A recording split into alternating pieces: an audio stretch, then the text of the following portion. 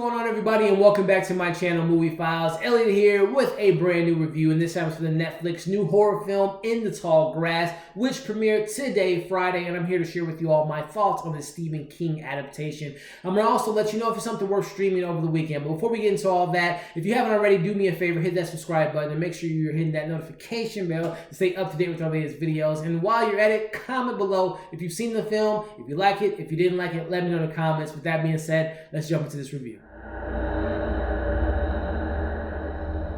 Alright, so before I get into this review, without giving too much away, I'm going to leave a description of the synopsis as well as a video of the trailer if you can get an idea what this film is about. But let me try to explain it without giving too much away. You have, the brother and sister traveling on the road, but in the distance they hear this young boy crying for help in this vast open field of tall grass, and they try to find the boy, but in doing so they discover some sinister stuff going on within this tall grass in this field. So leaving it at that, let's jump into the positives. First and foremost, I got to commend the filmmakers, the directors, the cinematographers, and everyone that is involved in making this film, because this doesn't look like an easy task to film a film solely taking place. And you got some other area, you got a church and some other destinations in this film, but primarily this film takes place in a field filled with grass, and they did a really good job of kind of bringing in the elements and bringing in the atmosphere and creating a sense of tension and dread, because I never really thought of it, but being lost in a tall grass area could be pretty terrifying. I thought this film did a good job of displaying that,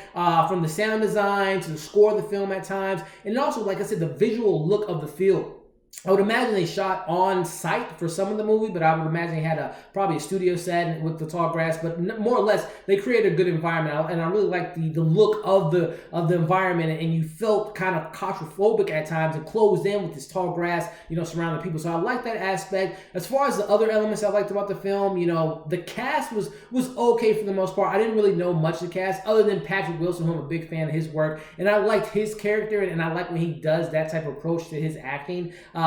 From The Conjuring and things of that nature, and Insidious. But outside of that, the rest of the cast was just okay. Jumping in, and that's really, I don't want to make this too short, but that's really only the positives I like about this film.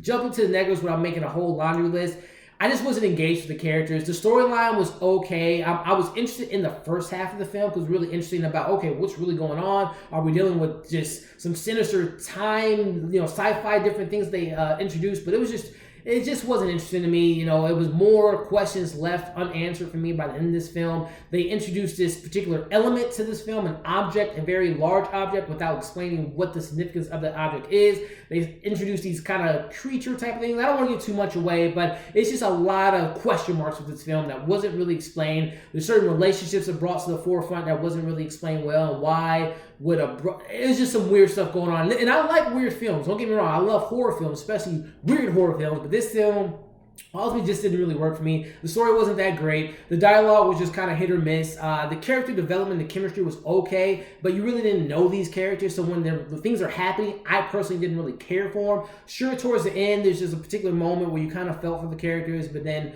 they bring in this twist element, and it just didn't work for me. And at the end of the day, I'm giving this film a 2 out of 5. I'm a big fan of Stephen King adaptations. I think recently from the It franchise to even on a Netflix scale. I love Gerald Game, and I'm gonna have to rewatch that film. I only watched it once, but I reviewed that film last year. I really enjoyed that. I didn't like 1922, so I'm kind of 50-50 with some of these Stephen King adaptations, especially on the Netflix platform. But this is kind of going in the bad bin for me as far as the 2 out of 5. And I think right now, especially being Friday, go check out The Joker. Check out my review for The Joker. That's a film I think you should go check out. And there's other stuff on Netflix I'm gonna probably watch this weekend. So for me personally, I wouldn't say you have to necessarily run to your TV or your phone or your tablet to watch this film. If you have nothing else to watch and you're in a mood for a scary type of film, which I didn't really think this film was scary, but more or less you might think it's scary. But check it out if you want to. But for me, I give it a 2 out of 5, and I don't really think it's that good of a movie, unfortunately. It's well crafted, but just engagement and being interested in the characters, for me, it just didn't work for me. So there you have it. That's my review for In the Tall Grass. Let me know in the comments what you thought of this film, if you ultimately watched it over the weekend, and what you liked about it. Also, let me know some of your favorite Stephen King adaptations, whether it be on Netflix or big screen. And also, if you're a fan of the book, let me know if this film did a good job of bringing the book to the big screen. Also, give this video a thumbs up, share this video, and like I said up top, if you haven't already, subscribe to our channel.